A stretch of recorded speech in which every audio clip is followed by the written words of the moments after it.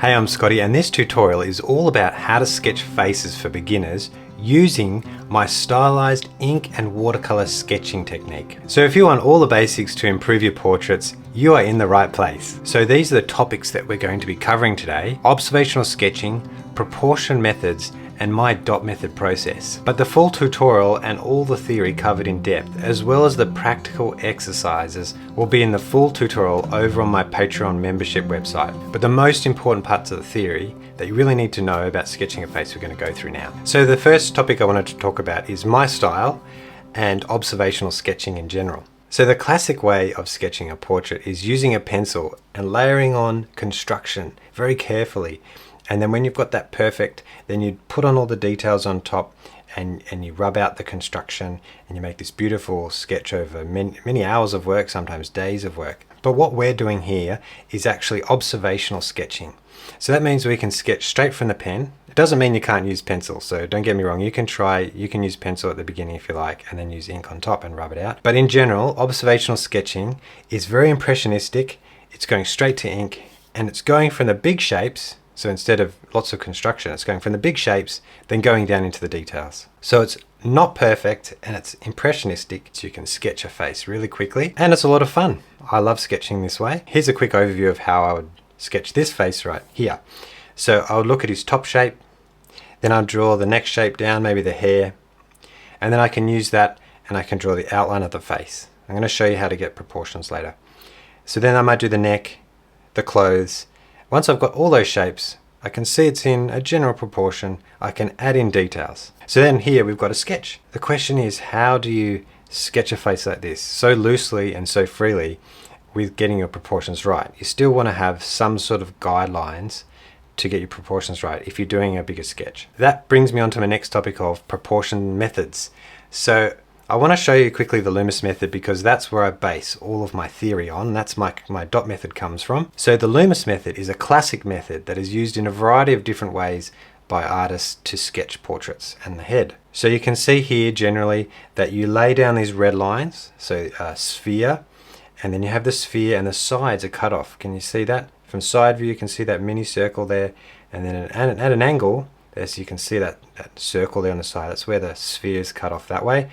And then the red line comes around the jaw. So you're constructing this head to layer your pencil lines on or layer your ink on. That red construction is also broken up into 3 sections. You can see here the blue lines. We have from the hairline to the chin, and then there's a line at the brow and a line under the nose. So those are your 3 sections, and it goes around the head. You can see that the ear is in line, top of the ear is in line with the brow, and the bottom of the ear is in line with the bottom of the nose.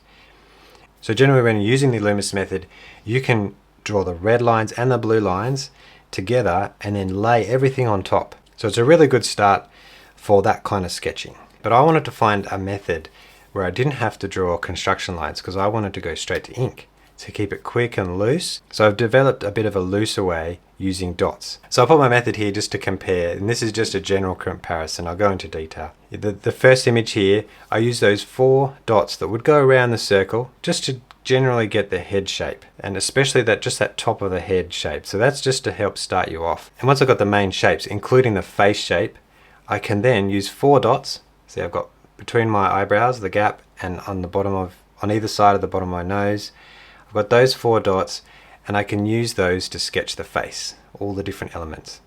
And that's based on the Loomis method because you see he also divided the face into 3 using those lines. In my dot method, you don't have to rub out any lines. You can go straight to sketching very loosely and quickly. So that's an overview of proportion methods, but what is the actual process of sketching and where's the easiest way to start? So I'm going to show you my 7 steps to drawing portraits. And go through this in quite a bit of detail, just showing you through these images. Okay, step number 1 is to create a circle with dots. So we actually got 5 dots. You can see here in the middle, and then I put 4 dots around that at equal distance from that middle dot, and that creates a rough circle shape. People ask me where you put those 4 dots. In the Loomis method, because he has a sphere and then he cuts the sides off, he has an exact place where it goes on each angle. But in my method, I'm only using it generally roughly to get the top shape of the head. So as the face turns, you can see this circle in front view is actually smaller. So you're just using this circle just to generally get that shape. So once you've got those 4 dots, then the next step is to do the main shapes around those dots. So here I've just shown here what the main shapes in that step is. It's the hair, where the ear is, the jawline, and you can add in a bit of neck if you like, and clothing, but I haven't included that in this image. So just to break down step number 2. So when you see your dots on the page, you're imagining that that top section of that circle is the top of the skull without hair. So then if you have to add hair on top, you're going outside that circle and going around. Now the next main shape you want to do is the chin, and often beginners have told me they've struggled to find where that chin shape is. But a really great way of measuring where the chin goes is you can see here the width of the face. It's just the width of the face at the brow, so where the brow line is, that width, we go down from the brow to the chin. It's almost like that section of the face is a square. So this section here, you measure down, and that's where the chin is. So that's why I draw the top section of the face first, down to where the ears are, and make sure I put where the ears are. You can see in all that shape that I've got around about where the brow line is. Then I can go across there and measure down to where the chin is, and then draw that jawline. Those are the main shapes here: the hair, the face, and the neck. There's a little side point. I often don't draw the facial features along this bit here. You can have a go at those, but we don't know where they are yet, so I often leave a gap. If you're drawing a very small face, sometimes you can just draw a straight line and then add a little nose. It's not a problem later. Okay, so step number 3, we're going to do 4 dots for the face proportions. So with the Loomis method, between the hairline and the chin, we can break up the face into 3. We go down to the brow 1/3, then down to the bottom of the nose 1/3, and down to the chin 1/3. You can see that on this, the boy here. We've got 1, 2, 3. So then when we go down 1/3 from the top, we can put 2 dots, which is that gap between the eyebrows there. So we've got 2 dots at the brow, and then 2 dots at the bottom of the nose. So we've gone down 1/3, put 2 dots, gone 1/3, put 2 dots. So those dots, when we look at the sketch like this, you can see the overall shapes, and we've got these 4 dots. We know that's where we can start the facial features. Okay, so step number 4 is drawing the brow and the nose. So don't do the mouth or the eyes yet. We're going to help with that structure of the 3 spaces, if we divide up the space very visually with those features. So you can see here I've put the brow from the dots out, and then I've put the bottom of the nose. So just the side nostrils and these nostril holes there. So there's only 4 lines there. We'll go in more depth a bit later if you're on Patreon. Okay, step number 5 is the eyes. Now we've divided the face up, we can now put in the extra features, the eyes and the mouth. So to break the eyes down, we go up from the nose, between the nose and the brow, we go up 2/3. And that is where those points of the eyes are there, are the same width as the nose and the same width as that gap between the eyebrows. So in the front view, it's just straight up. In a 3/4 view, you can see as my head turns, it's straight up here, but as my head turns, it has a slight angle. Both, they'll have the same angle. So this point of my eye is just behind my nose. It's the same in the reference here. That point is just behind his nose.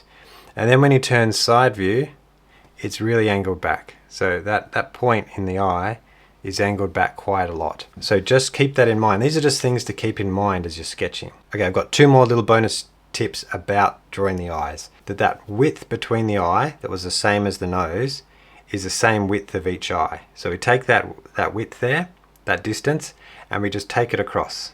That's the same width as an eye to this one too. So you can see here in the reference here, I've put 4 lines, so I've divided it into 3 spaces. The third tip, just to help you, if you think your eyes are a bit too high or a bit too low, if you just look at your whole sketch, from the top of your sketch to your chin, the eyes should sit in the middle. So they're right in the middle between the very top of your head to the chin. See right there. Okay, so step number 6. You've got most of the facial features. You want to do the mouth now. And isn't it amazing that the mouth is also 2/3 up from the chin towards the nose? So the same as the eye, 2/3 up. The mouth is 2/3 up. If you're struggling to think how am I going to measure 2/3 up, what I do actually is that I go halfway and then just up a little bit. So once you go 2/3 up for the mouth, you put 2 dots. Now it does vary depending on the expression how far those dots are. You have to compare to the features. So often you'll look at the nose, the width of the nose, and some people have lips really close to the side of the nose. They've got little lips. And then if they're smiling, it might come right out, and you look at where the eyes are, or you compare it to other features. That's how I do it with observational sketching. Between those dots, you can see here we've placed a line, a split between the lips, and we've got our simple line. So just a split of the lip and a little line underneath. Okay, step number 7, we've got all of the construction, we've got all the main lines. Now we've got to add details. So details really help because they make the person look more like the person. It gives likeness. So here we've got little lines on the hair, we've got lines around the eyes, around the nose and the mouth, just subtle here. But that's what we do at the end when we've got all those main features in. So that's a quick summary of how I sketch a face using a really loose ink and watercolor sketching technique. If you want to learn more of all the topics that we talked about, we'll be going through things like sketching faces at different angles, different sizes, facial features, different ages from older to younger, as well as feminine to masculine. How do you adapt the face slightly to make it one or the other? We have a really warm and friendly community where you can share your sketches. I've got fundamental tutorials, I have tutorial projects on portraits, people, and urban sketching. I'd love to see you over there, but otherwise, thank you so much for watching this, and I'll see you in the next one.